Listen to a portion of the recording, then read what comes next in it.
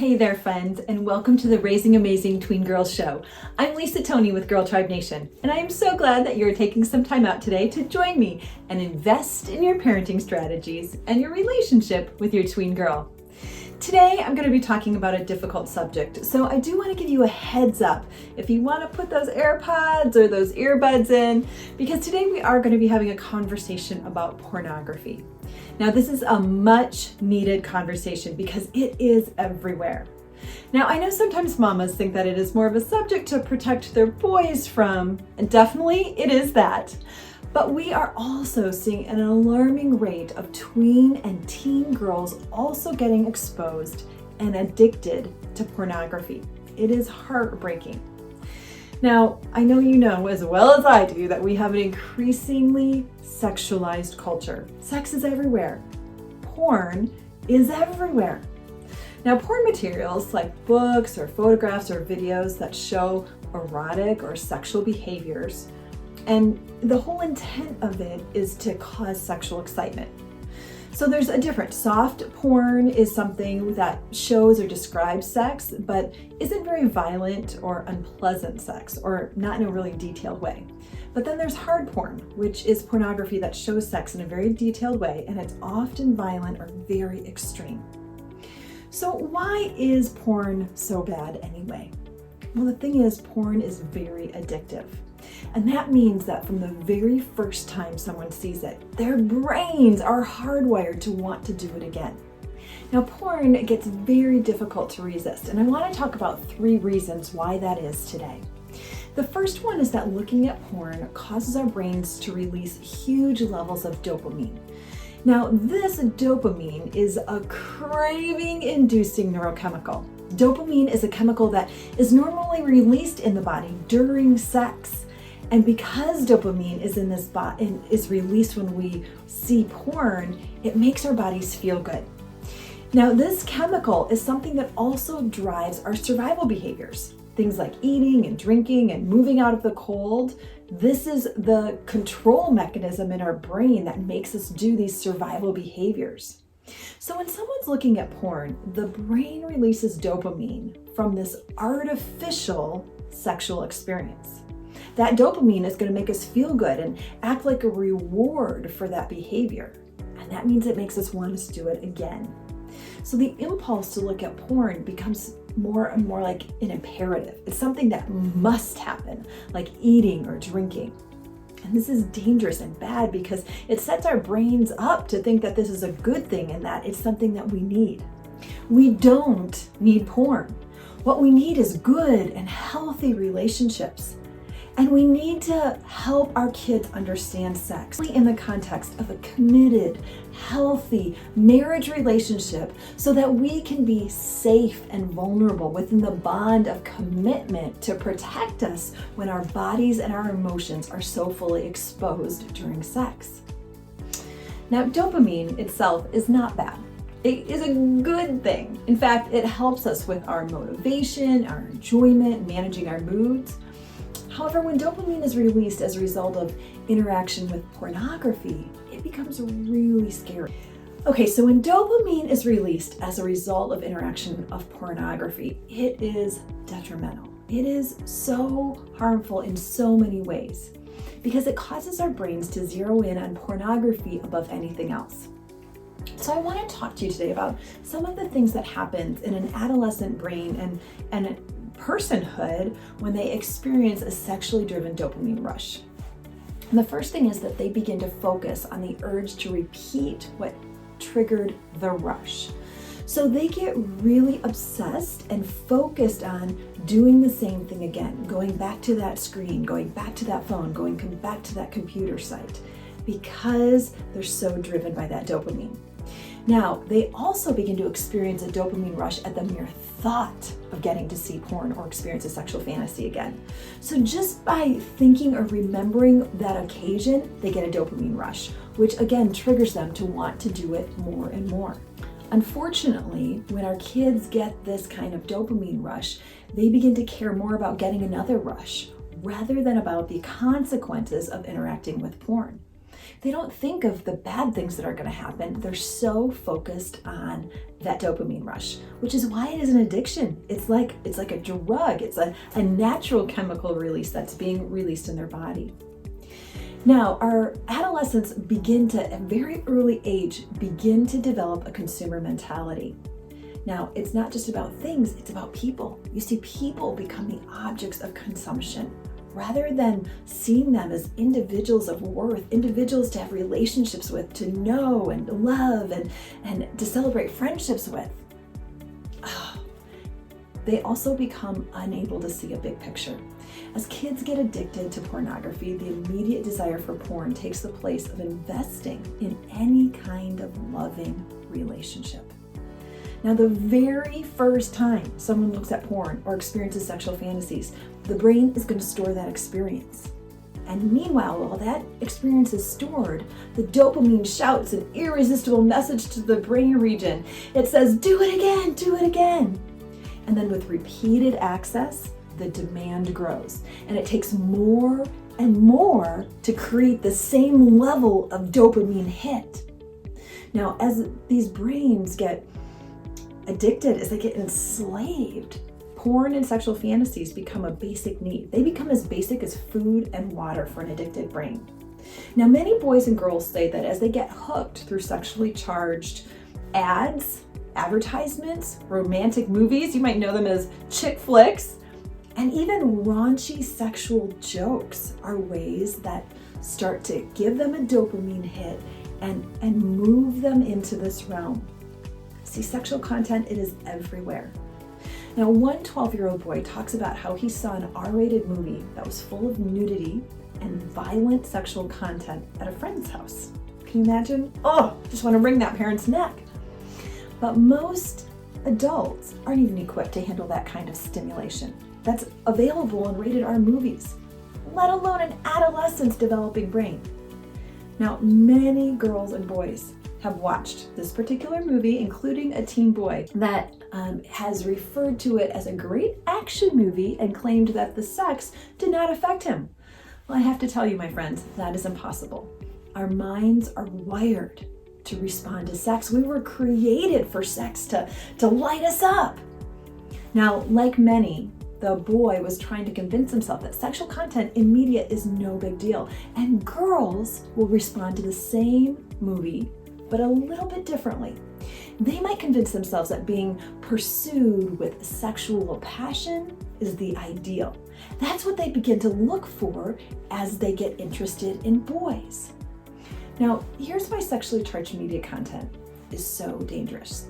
The neurons in our brains don't distinguish between live interactions or media. In the time it takes to watch a movie or play a video game, tweens and teens inwardly experience, they rehearse, and then they imitate the disturbing behaviors on screen. And the results can take two extremes. Either the desire to act out what's seen on the screen or desensationalize, leaving them unable to really feel anything. Now, both of these reactions are awful, right? You don't want your kids to end up either acting these things out or feeling nothing. Both are detrimental to real life relationships. I mean, research shows us that when tweens and teens view pornography, they develop all kinds of challenges in their lives. They become unrealistic about sexual beliefs and sexual values. They over-focus or over-obsess on sex. They become sexually aggressive and show aggressive behaviors. They show sexually permissive behaviors. They have an earlier interest in having sex. They become promiscuous. They begin to question their own body. They question their own sexual performance. They can even start having behavioral problems. Often they end up very depressed. They have a really hard time bonding with others, including their parents. Now, boys and girls will see pornography through a little bit of a different lens. They can see the same content, but view it a little bit differently. girls tend to be uniquely drawn to the underlying explicit fantasy that's behind the sexual images. So the sexual images don't respond to them the same way boys do. They want to know what the fantasy is. They get hooked on the fantasy, like what's happening to cause that kind of passion to happen. And that fantasy overshadows the relationship. And so they get hooked on wanting to live that out or seek that out or to be part of one of those fantasies.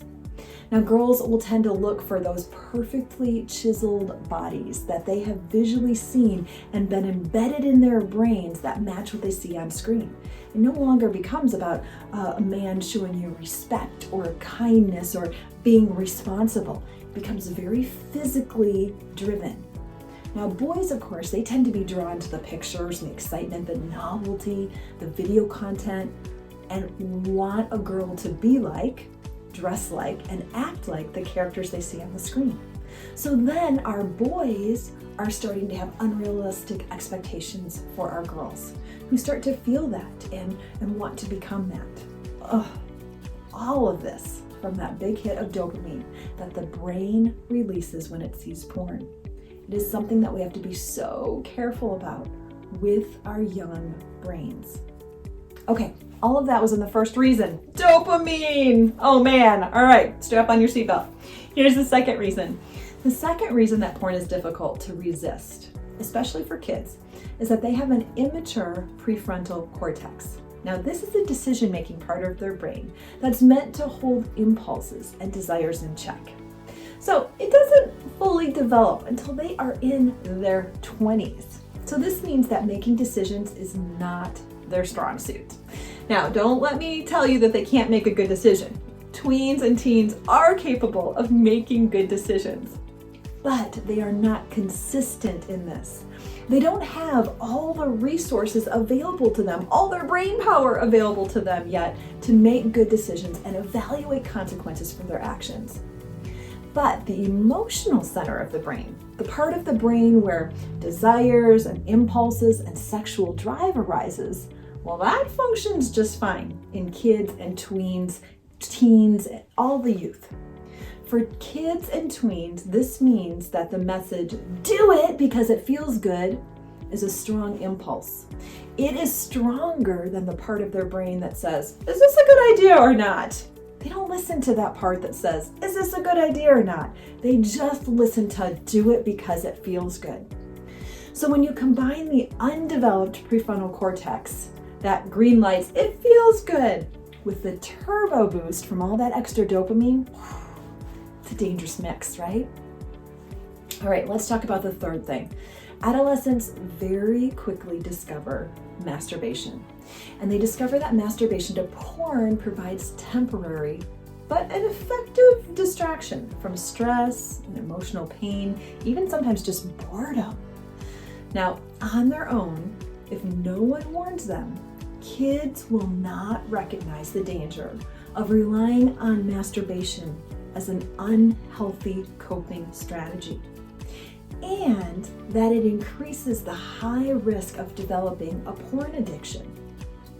A porn addiction can take hold in just a few weeks. Now, I talk to people all the time who think that masturbation is no big deal. It's natural, it's part of who we are. Here's the challenge with teaching or encouraging masturbation to our kids. The problem is that it teaches the brain that this is how to get sexual relief and sexual pleasure. And when we teach the brain to do this, and then someday down the road, when it's time for your daughter to marry that someone special and develop a life of intimacy with them, it can sometimes be very hard for the brain to react to others pleasuring them, because it has been so taught to respond to the touch and the stimulation of masturbation. Now hear me, friend, I want your kids, your tweens, when they grow up to be adults, I want them to find someone wonderful. I want them to be able to enjoy a committed, healthy marriage. I want them to have a great sex life, and I want them to be able to have kids someday and a family someday. And kids that have a history of masturbation often have a lot of challenges with all of that. Now, I also want to mention that kids and youth, adults too actually, have the power of memories to contend with, right? Don't you have some memories that you just wish were not implanted in your brain? I do. Now, a child may immediately reject porn when they see it by turning the phone face down or closing the laptop or clicking the X on the screen.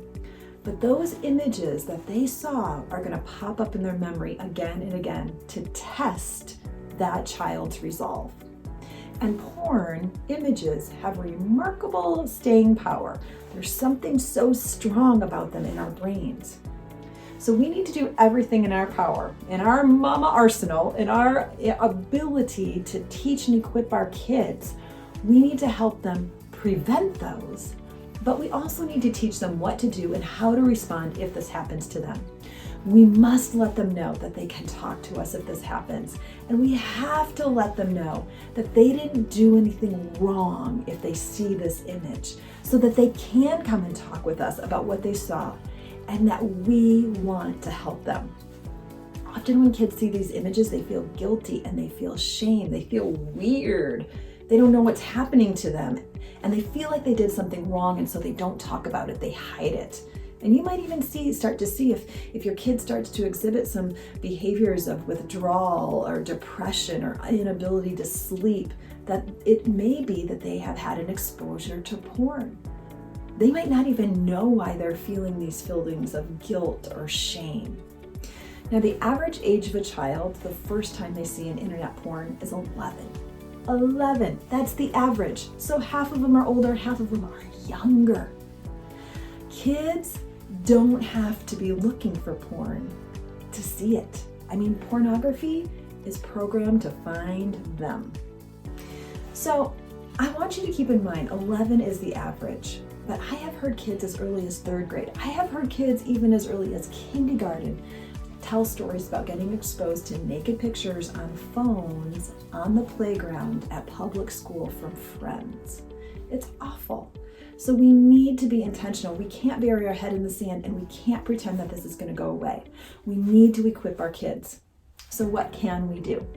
Well, the founder of Protect Young Minds, Kristen Jensen, she is passionate about teaching parents about how to protect their kids from porn.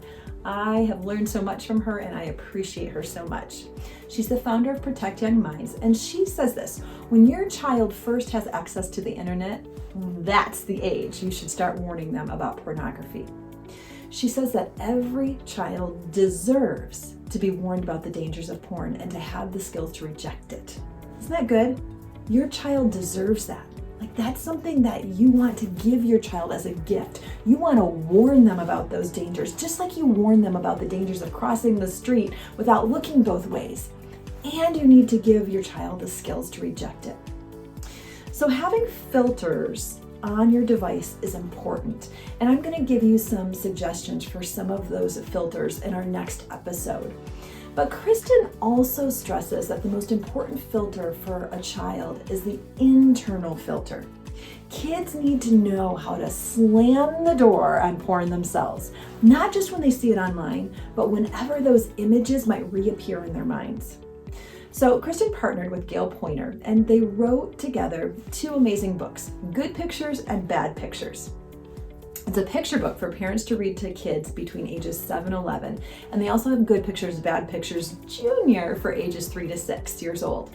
Now, I highly want to recommend these to you. I'm going to put them in the show notes, and you can link to them below. You can easily get them on Amazon.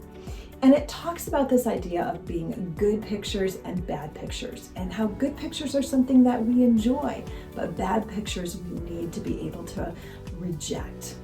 It teaches kids to reject immediately when they encounter porn by following 5 simple steps, starting with closing their eyes and looking away and turning off the computer. So these are the 5 steps that Kristen gives us. She says, close your eyes, get away from it. Close your eyes, shut the screen, turn it off, get it away. Close your eyes. Second step, always tell a trusted adult. You want to go and tell mom and dad or a teacher or someone that you trust that it happened, so that they can help you understand what happened and process it. Third, you want to name it when you see it. When you see that bad picture, you say, that is pornography. That is a bad picture. I don't want to look at that.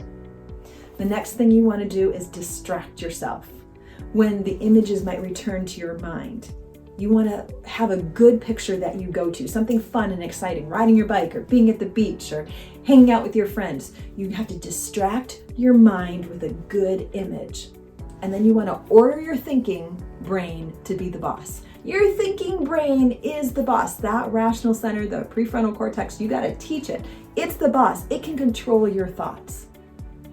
So these 5 steps are really helpful. She walks you through them in these books. I highly recommend them, but these are 5 steps that you can put into practice right now. Now, parents can make a big difference to the success of porn-proofing their kids by coaching kids in how to distract themselves. Kristen tells us we can't help kids unsee what they saw, but we can help them minimize it. You can't just say, don't think about it. You have to give them something else to think about. When they come to you and tell you they've seen something bad, you've got to praise them. I mean, usually they'll be upset, so you have to help them work through those feelings, but then you have to help them. You can ask, what fun things can we think about instead?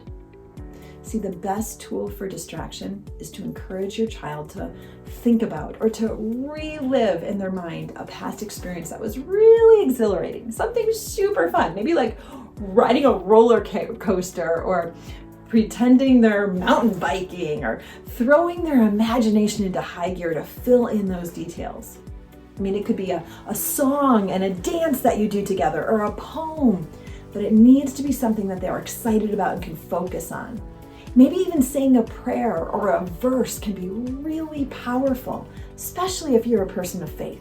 Now, Kristen says she thinks it takes about 10 times thinking about something else to develop another neural pathway away from that pornographic image.